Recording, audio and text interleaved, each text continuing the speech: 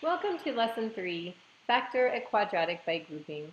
In our lesson today, we will learn how to prepare a quadratic, which has three terms, for grouping. So we will be turning a three-term expression into a four-term expression in order to group it. And basically, it will look like this. We will start with a quadratic, x squared plus 3x minus 4. We will expand it into two factors, x plus 4, x minus 1 in this case. And it's important to do this because this tells us our x-intercepts of our quadratic. And if you remember, if we review what the quadratic looks like, it makes a U. So if you have a graph and a quadratic, your quadratic intercepts the x-axis typically in two locations. And those are our zeros, or our x-intercepts. In this case here, our quadratic intercepts our x-axis at -4, remember it's always opposite, and +1. Okay, let's try the first problem. In this problem we have x squared plus 9x plus 20, and we want to factor this by grouping. Well, we can't group it yet because we only have 3 terms and we need 4 terms in order to factor by grouping. So I'm going to show you a trick. I'm going to make an x here. And in the top of my x, I'm going to take my a times my c. And we'll explain what that is in a minute. And in the bottom, I'm going to just have b. So if you remember how a quadratic is written, in standard form, it's ax squared plus bx plus c.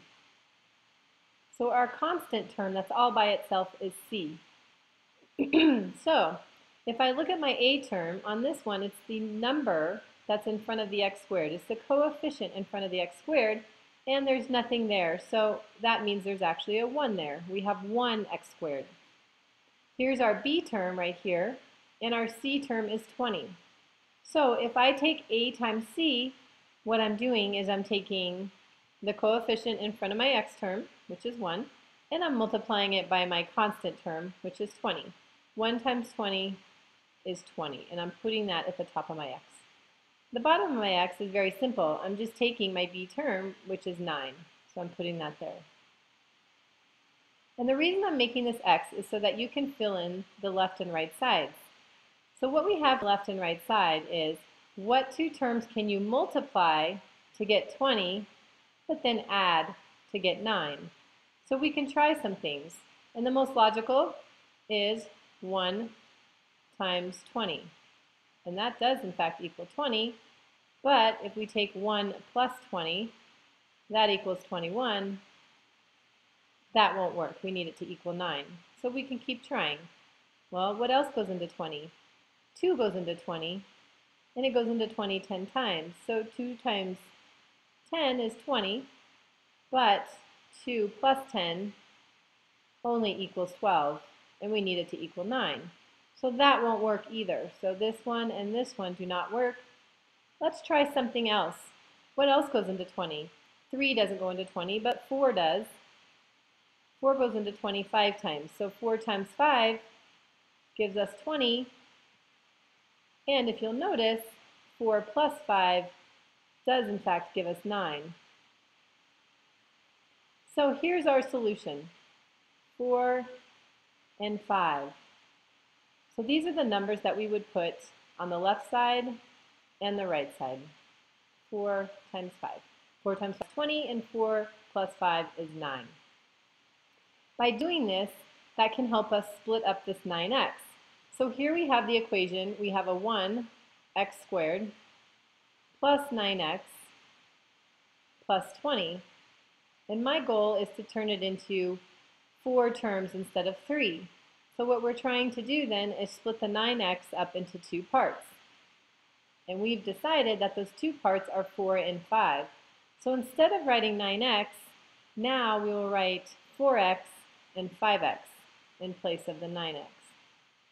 So 4x plus 5x equals 9x. So we haven't changed it, we've just split the 9x into 2 parts. And then we'll put the rest of our quadratic in place like this. Okay, now you can use the techniques that you have learned with grouping in order to factor this expression. So we have the first two right here that we will factor, and then we have the second two elements or terms that we'll factor. So if I look at the first two, the greatest common factor, well, there's an x in both. There's an x in 4x, and there's 2x's in x squared, but we can pull one out. So we'll pull one x out. X squared divided by x leaves us with just x, and 4x divided by x leaves us with 4. In my second set here, I have a 5x plus 20. A 5 goes into 5 and goes into 20. So I'm going to go ahead and pull out a 5. So I will divide 5x by 5, which just leaves x. I will divide 20 by 5, which just leaves 4. Now if you'll notice, you'll see two things in common here, and this should happen every time that you're factoring by grouping. You'll see x plus 4 matches x plus 4. If this doesn't happen, you've probably done something incorrectly. So now, second step of grouping, we factored it once. We'll factor it again. We can pull out that x plus 4. We can factor that out. And what's left? So if we take this first term here and we divide it by x plus 4, all that's left is an x. In the second term, if we divide out an x plus 4, all that's left is a 5. And there's our solution. So we have factored this quadratic, 1x squared plus 9x plus 20, into its two terms here, x plus 4, x plus 5. These terms here, these factors, can help us find the zeros at a later date. Here's problem 2. And again, in problem 2, we have a 1 in front of our x squared. So that will be our a term. We have a negative 12. That's our b term. And we have a positive 27. That's our c term. Let's make our x. And remember that a times c goes on the top and b goes on the bottom. 1 times positive 27 is positive 27. And negative 12 goes on the bottom. What two things can we multiply to give us positive 27 and that add to give us negative 12? Well, if we think about the first factor, 1 goes into 27, so 1 times 27 is 27, but 1 plus 27 doesn't get us anywhere near negative 12, so that probably won't work. Let's think about the next factor of 27, and that would be 3. So 3 times 9 is in fact 27, but 3 plus 9 is positive 12, and we need it to be negative 12. We're very close, so can we just adjust the signs? So let's try to adjust both signs and say negative 3 times negative 9, because that's the only way to get a positive is to multiply two negatives or two positives. So negative 3 times negative 9 is positive 27, and negative 3 plus negative 9 is in fact negative 12. So we have located our terms. We want it to be negative 3, negative 9. So that's what we'll put in here, negative 3, negative 9. Now we can take our quadratic and we can split it up. So here's our quadratic. And like I said, we're going to split up the negative 12x into negative 3x and negative 9x. So we'll just do that. We have negative 3x plus negative 9x. And then we can just write the rest of our quadratic. And we have a 1x squared here. So negative 3x plus negative 9x is indeed negative 12x. And that's what we want. We don't want to change it.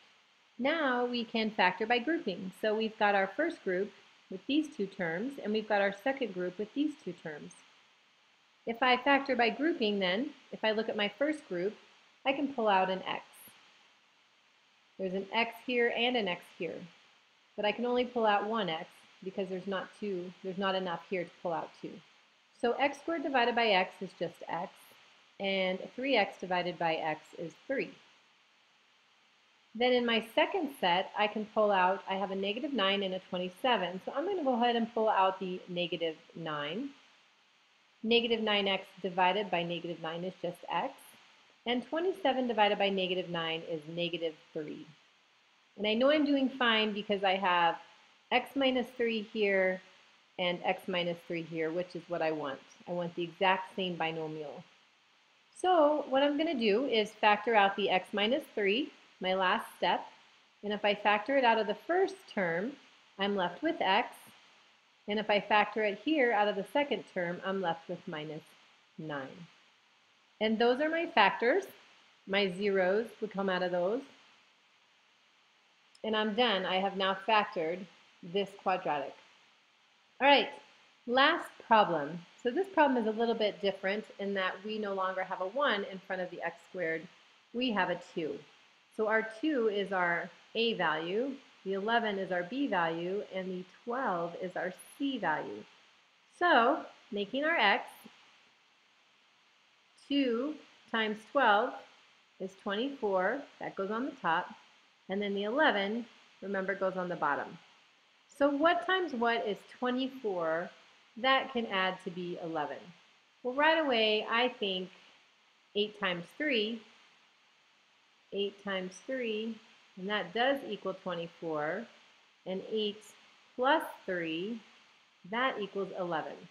If I had tried 2 times 24, 2 times 12 is 24, but 2 plus 12 would not equal 11. So my brain quickly thought of this, and your brain will too as you get better. So we want 8 here and 3 here. That's what we found, right? 8 times 3 works. Okay, let's go ahead and rewrite our quadratic over here. And now we can split up this middle term here into 8x plus 3x. And just make sure 8x plus 3x does in fact equal 11x, which is what we want. Then I'll go ahead and record the rest of the quadratic down below. And now I'm ready to factor. Factor out my greatest common factor from the first group and then from the second group.